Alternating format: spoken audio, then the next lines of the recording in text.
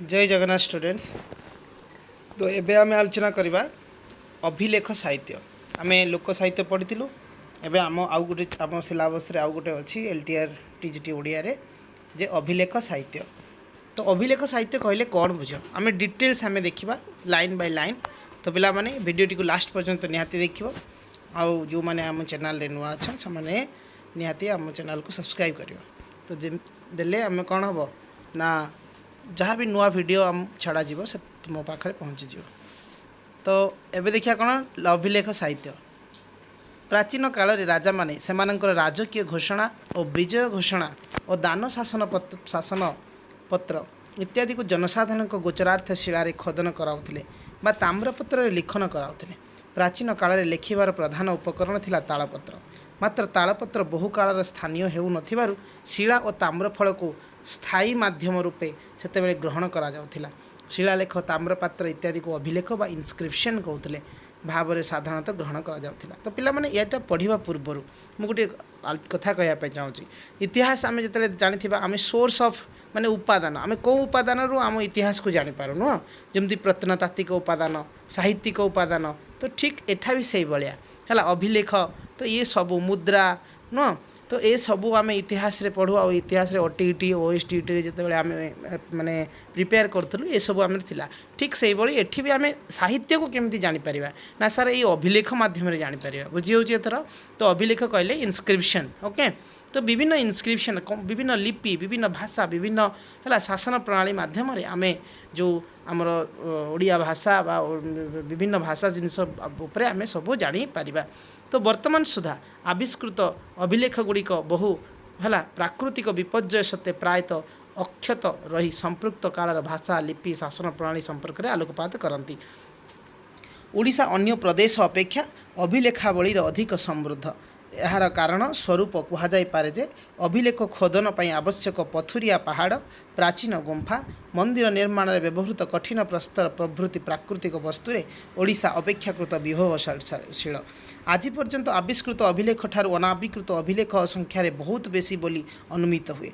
जमतीक पे एग्जाम्पल मध्यम आम जाना जे धौली और जौगढ़ ठारे ख्रीष्टपूर्व तृतीय शताब्दी ये लाइनटा बहुत इंपोर्टेंट अच्छी मन रख है रॉक एडिक्ट जमी अशोकर रॉक एडिक्ट है ये आम देखा पाइबा बुझी ताने एटा हिस्ट्री जहाँ पाखापाखि रिलेटेड रोचे सब है।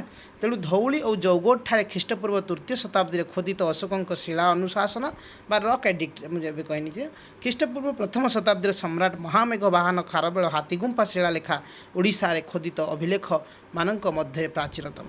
तो पिला माने जो हाथीगुंफा कहार माने अक्षय कीर्ति ना महामेघ वाहन खारबेल आउ ये होची आमर जो जौगढ़ धौली पाखे ये हूँ कहार ना अशोकों ओके।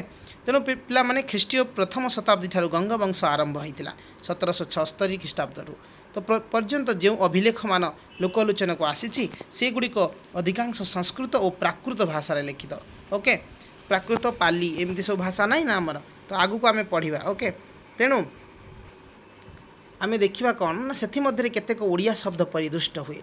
प्राय 700 ख्रीष्टाब्द माधव वर्मांकर खोर्धा ताम्र लेखरे कुंभार शब्द कुंभार ओके कुंभार गोटे ओडिया शब्द और 1991 ख्रीष्टाब्द अनंत वर्मा देवंक मांडसा ताम्रलेखरे दुईटी ओडिया शब्द भितर संस्कृत और अभ्यंतर और 15 देखा मिलता। माने पिला माने ये जो वार्ड गुड़िक है ओडियार सब शब्द गुड़िक आम देखा पाइलु है खोर्धा जगार जो केते ख्रीष्टाब्द ना 700 ख्रीष्टाब्द माधव वर्मा को खोर्धा ताम्र लेखरे आम कौ शब्द व्यवहार होता देखी ओडिया शब्द ना कुंभार है। आउ 991 ख्रीष्टाब्द ये अंडरलाइन मारुव जे 991 ख्रीष्टाब्द अनंत ब्रह्मा देवंकर मांडसा ताम्र लेख है तमें हूँ खोर्धा ताम्र लेख माधव वर्मांकर आंकर अनंत वर्मांकर देव कौन मांडसा ताम्र लेखरे कौन है ना दुईटी ओडिया शब्द भितर संस्कृत बा अभ्यंतर है गोटे हूँ भितरु है भितरु बुझीपार तो भितरु माने कौन अभ्यंतर आउ तार संस्कृत वार्ड हूँ अभ्यंतर और 15 देखा मिलता। कौन कौन पिला माने ताने ना अनंत वर्मांकर कौन कौ ताम्रपात्र ना मांडसा ओके दुईटी शब्द देखा मिलता जमी गोटे हूँ भितरु आ गोटे हूँ 15 है। तेणु यापर है 1051 ख्रीष्टाब्द अनंत वर्मादेव पंचदश संवत्सर खोदित तत्कालीन गंजाम जिला वर्तमान चिकाकोल जिलार है उर्जाम ग्राम रे धवलेश्वर मंदिर सम्मुखस्थ शिलालेखार ओडिया शब्द लिखा मिलता है। यह ओडिया शिलालेख मान मध्य प्राचीनतम बोली डॉक्टर कुंज बिहारी त्रिपाठी मत दियंती। यह मांद्राज म्यूजियम रे संरक्षित नागरी लिपि रे लिखित शिलालेख रे मेलाण मन रखिबा बहुत इंपोर्टेंट ना मेलाण तीन भाग थिलाई धिला इत्यादि ओडिया शब्द माने परिदिष्ट। तो पिला माने आमे जो एठी जो इनस्क्रिप्शन बाबद रे पढुछु एटा हिस्ट्री रिलेटेड नो माने हिस्ट्री भलिया किंतु एठी आमे भाषा ऊपर देखिया को पाइबा सब होला कोन कोन ओडिया शब्द लिखा है। आमे जेतु ओडिया इतिहास पढुछु ओडिया रो आधुनिक इतिहास पढिबा आमे पुरातन इतिहास पढिबा है मध्ययुगीय इतिहास माने इतिहास यही सब पढ़ा बुझी तेणु आम ये बेसी साहित्य कथा देखा पाइबा ये बुझी ये आम ओडिया साहित्य इतिहास देखो 90 विषयटा नाम हूँ ओडिया साहित्य इतिहास तेणु ये सब जिन आम पाइबा। तो ओडिशा गंगवंशी मैंने 1076 ख्रीष्टाब्द केते पर्यंत ना 1434 ख्रीष्टाब्द पर्यंत राजत्व करते। तो पिला माने बहुत इंपोर्टेंट ये लाइनटा भी तो गंगवंशी राजा मैंने केते ख्रीष्टाब्द पर्यंत शासन करते जापार। तो यही समय खुदित तो बहुत अभिलेख आविष्कृत होती सब व्यतीत मांद्रास है भाईजागापट्टनम जिले में यही समय ओडिया और तमिल भाषा प्रयोग करा जाइथिबा केतेक अभिलेख देखा मिले है। इतिहास रे भी ये सब आसीपे है। तो जो माने आर्ट्स पिला माने भी टिके देखुथबो। तो यही समय आविष्कृत ओडिया अभिलेख संख्यार कम हेले हैं एगुड़िकर ओडिया भाषा यथार्थ परिचय मिले द्वितीय नरसिंह देव राजत्व काल में 1429 ख्रीष्टाब्द है 1429 ख्रीष्टाब्द उत्कीर्ण और भुवनेश्वर प्राप्त शिलालेख यथार्थ ओडिया भाषा सर्वप्राचीन शिलालेख ताने कौन है ना द्वितीय नरसिंह देव राजत्व काल में है द्वितीय नरसिंह देव तेणु द्वितीय नरसिंह देव राजत्व काल में 1429 ख्रीष्टाब्द उत्कीर्ण और भुवनेश्वर प्राप्त शिलालेख यथार्थ ओडिया भाषार सर्वप्राचीन शिलालेख ताने जदि क्वेश्चन आसे जे सर्वप्राचीन शिलालेख आम कौ जगार कौ समय देखा मिले ना सर एक्चुअली जो 1429 ख्रीष्टाब्द द्वितीय नरसिंह देव जो राजा राज मैंने शासन करुले से उत्कीर्ण है और भुवनेश्वर तमाने कौन कौन जगार उत्कीर्ण आउ भुवनेश्वर प्राप्त शिलालेखा जो शिलालेखा आमको प्राप्त होती आम देखा पाऊ जे ओडिया भाषार सर्वप्राचीन शिलालेख सेटा को बोली आम ग्रहण करवा है से बहुत ओडियार जिनस लिखाई जो आम जापर जे हाँ ओडिया भाषा से भी थिला कते बेले ना द्वितीय नरसिंह देव जो शासन करते। तो ए पूर्णांग ओडिया वाक्य विकास देखा मिले ताने जितेबाला एक्चुअली पिला माने जितेबाला द्वितीय नरसिंह देव शासन करते से जो ओडियार जो आमर डेभलपमेंट जितेबाला ओडिया भाषा कथा कहवा से ओडिया भाषार पूर्णांग डेभलपमेंट होता पूर्णांग विकास होता वाक्यर विकास हो जाता से शब्दर कथा आम तो दूर कथा आमर वाक्यर विकास होता जमीक एग्जांपल मध्यम आम ए देखा जमी यह द्विभाषिक एक पार्श्व तमिल अन्य पार्श्व प्रत्न ओडिया बुझी गोटे पार्श्व तमिल भाषा आम देखा पाऊँ आउ गोटे प्रत्न ओडिया। तो निम्न उद्धृति उदाहरण स्वरूप आम प्रदत्त करें जमी देख पाने कि एग्जांपल मु गोटे दुटा कहमी आ सब तुम ये स्क्रीनशॉट नहीं देखिपार।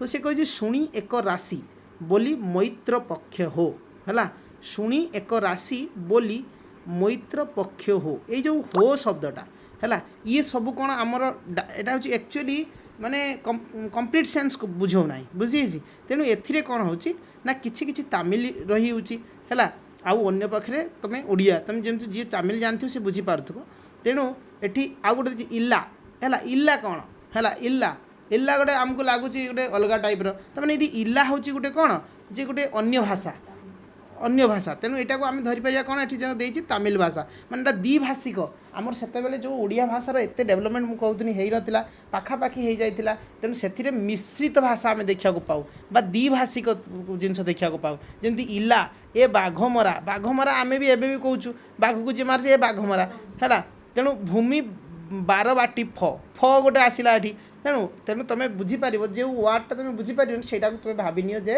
एटा तमिल तेणु यहाँ खाली एग्जांपल तुमको यहाँ दिखाई यहाँ किसी मन रखा दरकार ना।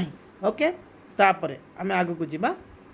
तो पिला माने ए सबु जिनस लिखाई यही शिलालेखाटी है यही शिलालेखाटी वर्तमान कलिकता स्थित आशुतोष म्यूजियम रे संरक्षित। तो पिला माने ये जो 34टी आमर शिलालेख देखा मिलला ये जो सब जिनस एग्जांपल माध्यम आमको देखा मिलला तो यही गुड़ाक आम देखा कौटी ना कलिकतार जो माने कौन आशुतोष म्यूजियम रे ये संरक्षित अच्छी तुम जो जीव कलिकता तुम देखिपार आम भाषार जो वाक्य गुड़िक से लिखाई आ सब माने कौन ताकू संरक्षित करके रखा जाइए। तो गंगवंशर शासक माने अमल ओडिया भाषार क्रम विकास परिलक्षित हुए। यार प्रमाण मिले से ही समय खोदित असंख्य अभिलेख मानक प्रयुक्त क्रम विकसित ओडिया भाषार स्वरूप ओडिया भाषा को गंगवंशर शासक माने यथोचित सम्मान देउथिले। तृतीय भानुदेव शासन काल है 1352 1358 खोदित दुईटी चतुर्थ आउ हाँ 1352 रु 1378 खोदित दुईटी और चतुर्थ नरसिंहदेव शासन काल है। चतुर्थ नरसिंहदेव केते ख्रीष्टाब्द शासन करते ना 1378 रु 1405 खोदित तीनोटी विशिष्ट शिलारेखा प्रतिपादित हो पार। ताने पिला माने जेतेबेले आमर तृतीय भानुदेव शासन करते से केतेटा आमर खोदित लेखा आम पाऊँ ना दुईटी आ चतुर्थ नरसिंहदेव शासन करते ना तीनोटी शिलालेखा आम प्रतिपादित होता। तेबे आम देखा जे तृतीय भानुदेव जो तृतीय भानुदेव और तृतीय नरसिंहदेव उत्तराधिकारी रूपे सिंहासन ग्रहण कले है। आधुनिक चिकाकोई जिलार श्रीकुम ठारे अवस्थित कुमेश्वर देव मंदिर मंडपर तृतीय स्तंभ तेलुगु लिपिर उत्कीर्ण एक शिलालेख रही। मन रख बहुत इंपोर्टेंट अंडरलाइन करुव जे ये आम कौन कहवा जे पिला माने ये जो श्री कुर्म ओके ठारे ओ अवस्थित कुर्मेश्वर देव मंदिर है ताने जदि जदि क्वेश्चन आसीबो जे कुर्मेश्वर देव है कुमेश्वर है कुमेश्वर देव मंदिर कौटी अच्छी ना यहाँ हूँ चिकाकोल जिला है श्रीकुम ठारे एटा तेलुगु माने तमिल है। तेणु ये आम देखा पाठ कले यार भाषा ओडिया भली लगे किंतु जदि आम यहाँ देखा तो ओडिया नामकरण भाया लगुच किंतु यार खोदन काल प्राय 1361 ख्रीष्टाब्द।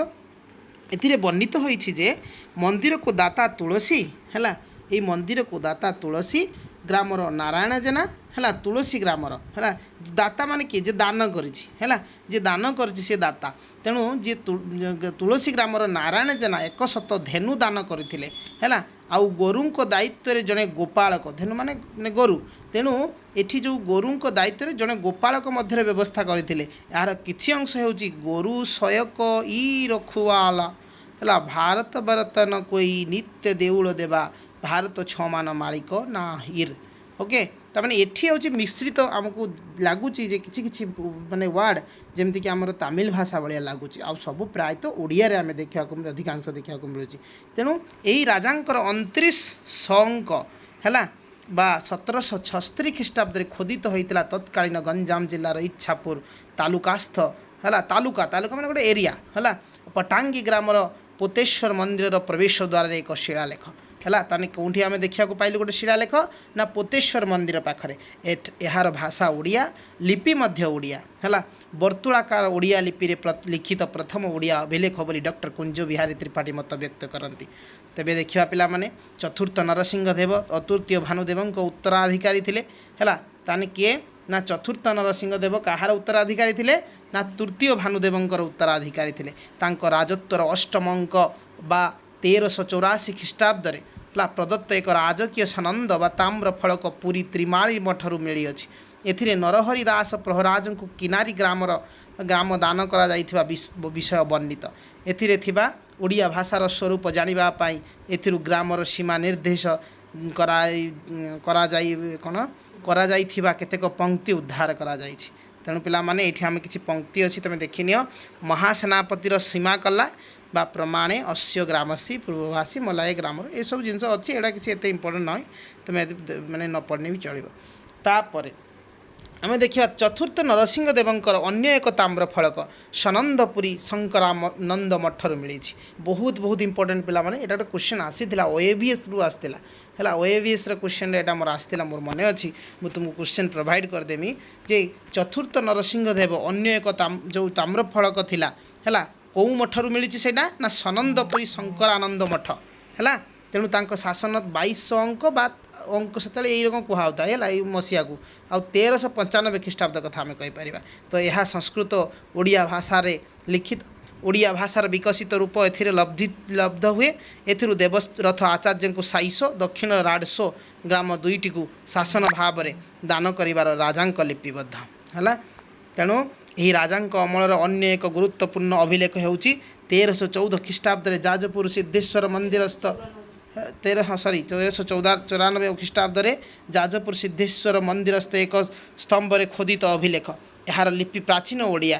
ଏହାର ବିଷୟବସ୍ତୁର ଜଣାଯାଏ ଯେ ହେଲା ରାଙ୍କ ବିଷୟରେ ଭୌମ ଗ୍ରାମ ନାମକ ଏକ ଗ୍ରାମର କେତେକାଂଶ ଦାନ କରାଯାଇଅଛି ହେଲା। ତେଣୁ ଏହା ପାଠ ପରବର୍ତ୍ତୀ ଚତୁର୍ଥ ପ୍ରସଙ୍ଗରେ ଉଦ୍ଧାର କରାଯାଇଛି ରୁଦ୍ର ସୁଧାନିଧିରେ ଆଲୋଚନା କାଳରେ ବୁଝିଯାଇଛି। ତେଣୁ ପ୍ରାକ୍ ସାରଳା ଯୁଗର ଶେଷ ଭାଗର ସାମାନ୍ୟ ପରିବର୍ତ୍ତନକାଳୀନ ଆଉ କେତୋଟି ଅଭିଲେଖ ଉଦାହରଣ ମଧ୍ୟ ଏଥିରେ ଦିଆଯାଇପାରେ ଯଦ୍ୱାରା ଅଭିଲେଖ ସାହିତ୍ୟର ଅଧ୍ୟୟନ ଦିଗରେ ଏହା ସହାୟତା କରିବ ଓ ପ୍ରାଚୀନ ଓଡ଼ିଆ ଭାଷାର କ୍ରମ ବିକଶିତ ରୂପର ପରିଚୟ ମଧ୍ୟ ପ୍ରଦାନ କରିବ। ପଞ୍ଚଦଶ ଶତାବ୍ଦୀର ପ୍ରାରମ୍ଭକାଳୀନ କ୍ଷୁଦ୍ର ଶିଳାଲେଖ ମିଳେ।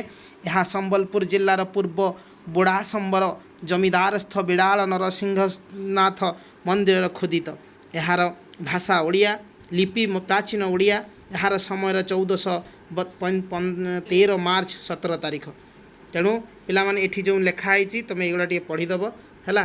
କେମିତି ସବୁ ଶିଳାଲେଖ ଆମକୁ ଦେଖିବାକୁ ମିଳେ, ଏଇସବୁ ଜିନିଷ ସେଠି ଲେଖା ହେଇଥିଲା। ତେଣୁ ଆମେ ସେଇଥିରୁ ଆମେ ଜାଣିପାରୁଛୁ ହେଲା। ଗନ୍ଧମାର୍ଦ୍ଦନ ପର୍ବତରେ ଏଇସବୁ ଜିନିଷ ଲେଖା ହେଇଛି ଦେଖ ସେଠି କ'ଣ ଓକେ। ତେଣୁ ଆମେ ତାପରେ ଦେଖିବା ଯେଉଁ ସୂର୍ଯ୍ୟବଂଶୀ ପ୍ରଥମ ସମ୍ରାଟ ବୀର ଶ୍ରୀ ଗଜପତି ଗୌଡ଼େଶ୍ୱର ନବକୋଟି କର୍ଣ୍ଣାଟକ କଳବରେଶ୍ୱର କପିଳେନ୍ଦ୍ର ଦେବଙ୍କ ସମୟରେ ସର୍ବାଧିକ ଅଭିଲେଖ ଉତ୍କୀର୍ଣ୍ଣ ହୋଇଥିଲା। ଯଦି କ୍ୱେଶ୍ଚନ୍ ଆସେ ପିଲାମାନେ କେଉଁ ରାଜାଙ୍କ ସମୟରେ ସର୍ବାଧିକ ଅଭିଲେଖ ଆମେ ଦେଖିବାକୁ ପାଉ ହେଲା, ନା କିଏ ନା ପ୍ରଥମ ସମ୍ରାଟ ବୀର ଶ୍ରୀ ହେଲା ଗଜପତି ଗୌଡ଼େଶ୍ୱର ନବକୋଟି କର୍ଣ୍ଣାଟକ କଳବର୍ଗେଶ୍ୱର କପିଳେନ୍ଦ୍ର ଦେବ। କେତେ ବଡ଼ ନାମ ଦେଖୁଛ ପିଲାମାନେ, ମନେ ବି ରହିବନି। ତେଣୁ ଏଥିପାଇଁ ପ୍ରାୟ 20ଟି ଅଭିଲେଖ ଏ ପର୍ଯ୍ୟନ୍ତ ଆବିଷ୍କୃତ। ସାଂସ୍କୃତିକ ରାଜନୈତିକ ଭାଷାତତ୍ତ୍ୱ ଦିଗରୁ ଅଭିଲେଖ ଗୁଡ଼ିକର ଅତ୍ୟନ୍ତ ଗୁରୁତ୍ୱପୂର୍ଣ୍ଣ ବୁଝିଯାଇଛି। ଏ ଅଭିଲେଖରୁ ଆମେ ଜାଣିପାରିବା ପିଲାମାନେ ଯେ କେଉଁ ରାଜାଙ୍କ ସମୟରେ କେଉଁ ଅଭିଲେଖ ସବୁ ମିଳିଥିଲା ହେଲା। ଆଉ କିଏ କେତେ ମାନେ ରାଜାର ଯେଉଁ କ୍ୱାଲିଟିଟା ଆମେ ସେଠି ବି ଜାଣିପାରିବା। ଏଥିରେ କେତୋଟି ଏଠାରେ ଉଦ୍ଧାର କରାଯାଏ ଦେଖ ପିଲାମାନେ। ଆମେ ଏଇଠି ଯେଉଁ ଆମର ଗଜପତି ରାଜା ଯେଉଁ ଥିଲେ ତାଙ୍କ ସମୟରେ ଯେଉଁ କେଉଁ ଅଭିଲେଖ ଉଦ୍ଧାର କରାଯାଇଛି ଏଇଠି ଆମେ ଟିକେ ଦେଖିବା ହଁ। ତେଣୁ ଭୁବନେଶ୍ୱର ଲିଙ୍ଗରାଜ ମନ୍ଦିରର ପ୍ରବେଶ ଦ୍ୱାରର ଦକ୍ଷିଣ ପାର୍ଶ୍ୱରେ ପିଲାମାନେ ଆମ ଓଡ଼ିଶାର ଆମ ସମସ୍ତେ ତୁମେମାନେ ପିଲାମାନେ, ତେଣୁ ତୁମେ ଯାଇକି ଯେତେବେଳେ ଦେଖିବ ଭୁବନେଶ୍ୱର ଲିଙ୍ଗରାଜ ମନ୍ଦିର ଯେତେବେଳେ ଯିବ ସେଠି ପ୍ରବେଶ ଦ୍ୱାର ଦକ୍ଷିଣ ପାର୍ଶ୍ୱରେ ରହିଥିବା ଦ୍ୱିତୀୟ ଶିଳାଲେଖଟି କପିଳେନ୍ଦ୍ର ଦେବଙ୍କ ରାଜତ୍ୱର ଚତୁର୍ଥ ଅଙ୍କ ମାନେ 1438-36 ଖ୍ରୀଷ୍ଟାବ୍ଦରେ ଖୋଦିତ ହେଇଛି ବୁଝିଯାଇଛି। ସେଠି ଲେଖା ହେଇଥିବ କ'ଣ ଦେଖିବ ଯାଇକି ହଁ। ତ ଏଥିରେ ସେ ନିଜର ଅଧସ୍ତନ ସମସ୍ତ ରାଜାଙ୍କୁ ଚେତାବନୀ ଶୁଣାଇଥିଲେ ଯେ ଯେଉଁମାନେ ଅସତ୍ ମାର୍ଗରେ ଗତି କରି ପ୍ରଜାଙ୍କ ଅହିତକର କାର୍ଯ୍ୟରେ ଲିପ୍ତ ରହିବେ ସେମାନଙ୍କୁ ସିଂହାସନରୁ ବହିଷ୍କାର କରାଯିବ ଓ ସେମାନଙ୍କ ରାଜ୍ୟ ବାଜ୍ୟାପ୍ତି ହେବ ବୁଝିଯାଇଛି। ତ ଏଇଠି ଆମର ଲେଖା ହେଇଛି ସବୁ ଦେଖ। ଶ୍ରୀ ବୀର କପିଳେଶ୍ୱର ଦେବ ମହାରାଜାଙ୍କର ବିଜେ ରାଜ୍ୟ ସମସ୍ତେ 4 ହେଲା। ଏଇସବୁ ଲେଖା ହେଇଛି। ମିଥୁନ ସଂକ୍ରାନ୍ତି ଆଉ ଖ୍ରୀଷ୍ଟ ନଅ ମଙ୍ଗଳ କୀତବାସ ଟକେ ଭିତର। ତ ଏସବୁ ଜିନିଷ ଲେଖା ହେଇଛି, କେଉଁଠି ଲେଖା ହେଇଛି ତୁମେ ଯାଇକି ଦେଖିବ ଓକେ। ତାପରେ ଆଉ କ'ଣ ଦେଖିବା ସେ ପିଲାମାନେ ନା ପୁରୀ ଜଗନ୍ନାଥ ମନ୍ଦିର ଯଦି ଯିବ ଜୟ ବିଜୟ ଦ୍ୱାରରେ ହେଲା ଦକ୍ଷିଣ ପାର୍ଶ୍ୱସ୍ଥ 2ଟି ଶିଳାଲେଖ ହେଲା ପ୍ରାଚୀନ ଓଡ଼ିଆ ଲିପିରେ କପିଳେନ୍ଦ୍ର ଦେବଙ୍କ ହେଲା 1451 ଖ୍ରୀଷ୍ଟାବ୍ଦରେ ଖୋଦିତ ହୋଇଥିଲା। ଏହାର ବିଷୟବସ୍ତୁ ହେଉଛି ମଲ୍ଲିକାର୍ଜୁନଙ୍କ ହେଲା ସେନାଙ୍କୁ ଯୁଦ୍ଧରେ ହରାଇ ବିଜୟ ହୋଇ ଫେରିଲା ବେଳେ କପିଳେନ୍ଦ୍ର ଦେବ ଜଗନ୍ନାଥଙ୍କ ସେବା ପାଇ ପଣ୍ଡରୀକ୍ଷ ଗୋପ ନାମକ ଗ୍ରାମ ଦାନ କରି ହେଲା ଆଦେଶନାମା ପ୍ରଦାନ କରିଥିଲେ ବୁଝିଯାଇଛି। ଆଉ କ'ଣ କରିଥିଲେ ସେ ନା ସେ ଏହାର ବିରୁଦ୍ଧାଚରଣ କରିବ ଓ ସେ ଜଗନ୍ନାଥଙ୍କ ଠାରେ ଦ୍ରୋହୀ ହେବ ବୋଲି ସେ ଏଥିରେ ମଧ୍ୟ ଘୋଷିତ ହୋଇଥିଲା। ଆଉ ଏଠି ବି ସବୁ ଲେଖା ହେଇଛି କେମିତି ପାଠ କରାହେଇଛି ଏସବୁ ପଏଣ୍ଟ ଗୁଡ଼ାକ ତୁମେ ଦେଖିବ। ପ୍ରଥମଟା ମୁଁ କହୁଛି ବୀର ଶ୍ରୀ ଗଜପତି ଗୌଡ଼େଶ୍ୱର ପ୍ରତାପ କପିଳେଶ୍ୱର ଦେବ ହେଲା। ତାପରେ ସବୁ ଏମିତି ଏମିତି କରିକି ଲେଖା ହେଇଛି ସେଠି କେଉଁଠି ପୁରୀ ଜଗନ୍ନାଥ ମନ୍ଦିରର ଯେଉଁ ଦକ୍ଷିଣ ପାର୍ଶ୍ୱର ଦ୍ୱିତୀୟ ଶିଳାରେ ତୁମେ ଯାଇକି ଦେଖିବ। ତାପରେ କପିଳେନ୍ଦ୍ର ଦେବଙ୍କ ପୁତ୍ର କିଏ ଆସିଲେ ନା ପୁରୁଷୋତ୍ତମ ଦେବ।